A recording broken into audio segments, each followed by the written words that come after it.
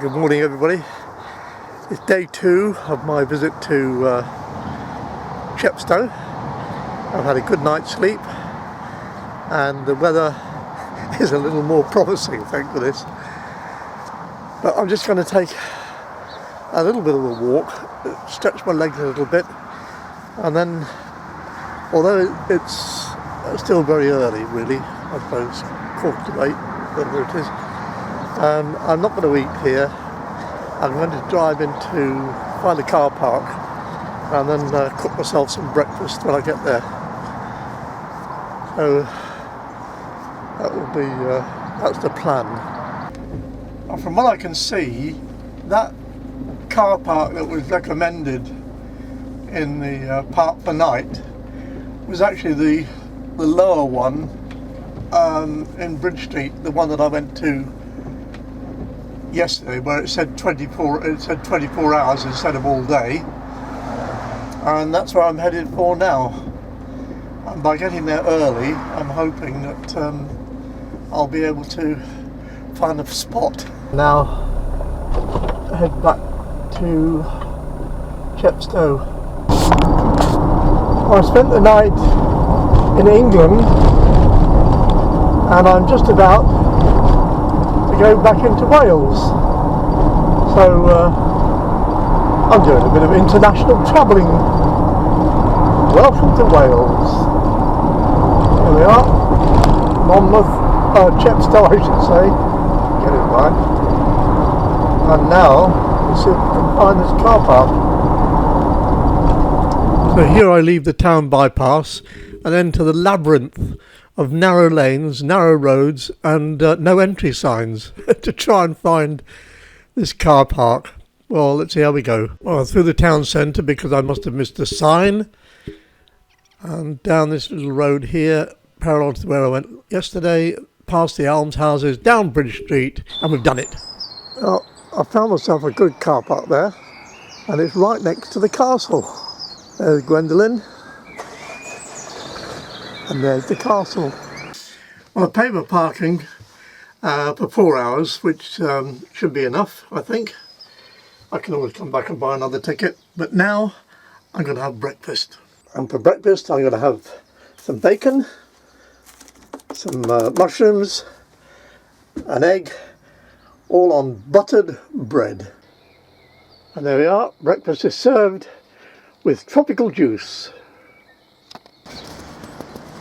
I enjoyed that breakfast, and now taking a little walk down here towards what I think is maybe the old bridge, I don't know, and the river. Have a look at that sign up there.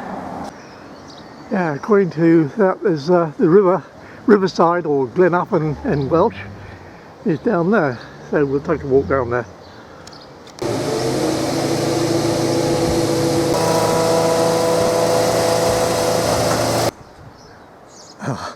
I just started mentioning that this is the old bridge when that thing started up, and I'm in Wales and the other side is England,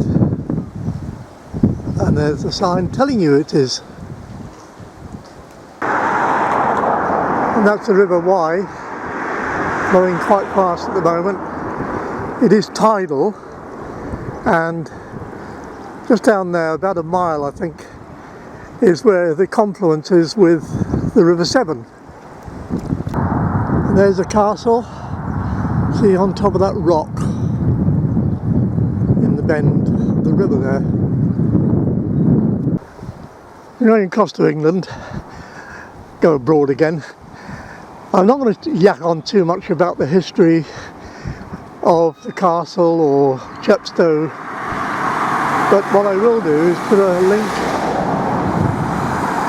I'll put a link in the description below to the various websites where you can find out anything you want to find out.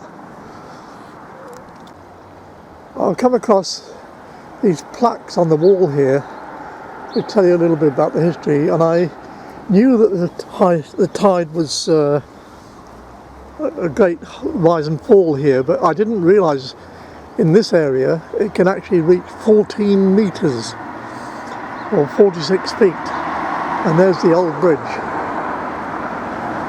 Lovely old thing, isn't it? And obviously at the moment the tide is going out.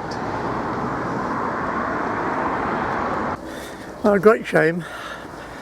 I've had a text message from Mandy to say that 2 of our freezers have ceased to function. And she wants me back there to see if I can fix it. Probably a fuse gone or a plug not in properly. We'll see. A blinking nuisance. But I will drive back along the Wye Valley and I will get a couple of shots of Tintern Abbey. It's quite magnificent. But for now, back to Gwendolyn. So here we go again, and this time I have to try and be a freezer fixer.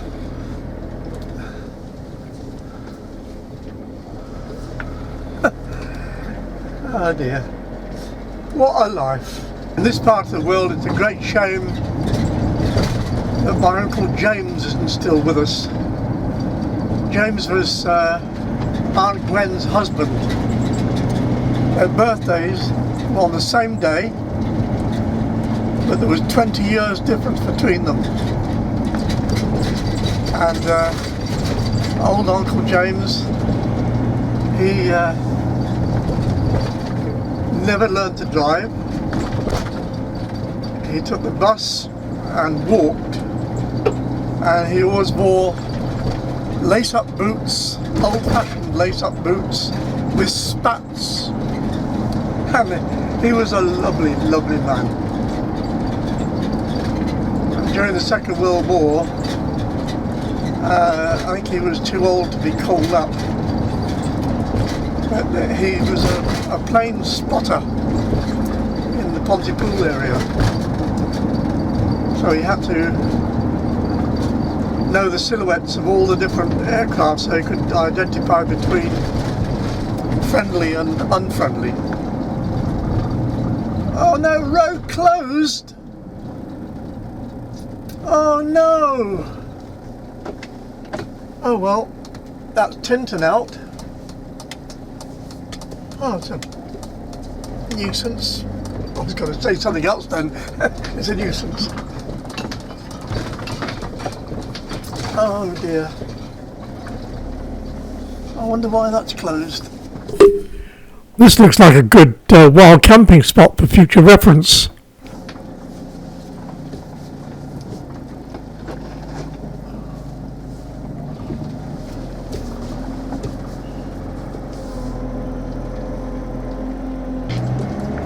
Oh well, you have to go all the way back. You might get some.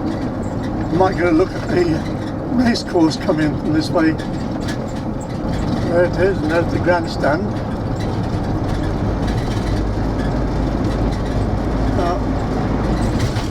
I don't know, I haven't seen a diversion sign or diverted traffic sign anywhere.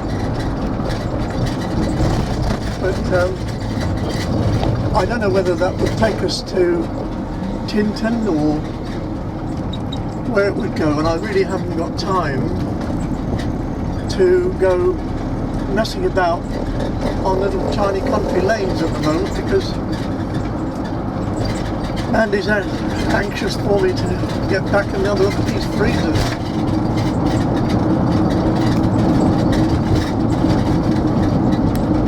My little adventure has been cut short.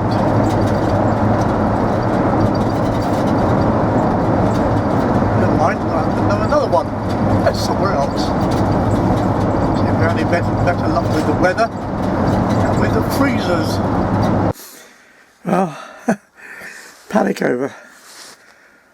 It took me about 3 minutes to discover what the problem was and about 2 seconds to solve it. the plug had been pulled out. Now, I don't know who did it, whether it was me or whether it was Mandy or whether it was some stranger that came in, I really don't know, but the plug had been pulled out. I had asked Mandy, had she checked the plug to make sure it was in properly. She said yes, but unfortunately she checked the wrong plug, which I must add, I did exactly the same myself when I was investigating. So anyway, I've now spent the best part of 2 hours, I think it is, defrosting them. And I really, really wish that some of the scientists would do the job of defrosting it, and then they'd find out what global warming is all about and the melting of the ice caps. When you first start to defrost a freezer like I did just now, which has loads and loads of ice in it, nothing happens. And then you get a drip. A drip. And the drips get faster. And faster and faster and faster. And that is what's happening at the moment with global warming. We're coming to the end of the Ice Age. You can slap all the taxes on you like, you will not stop it.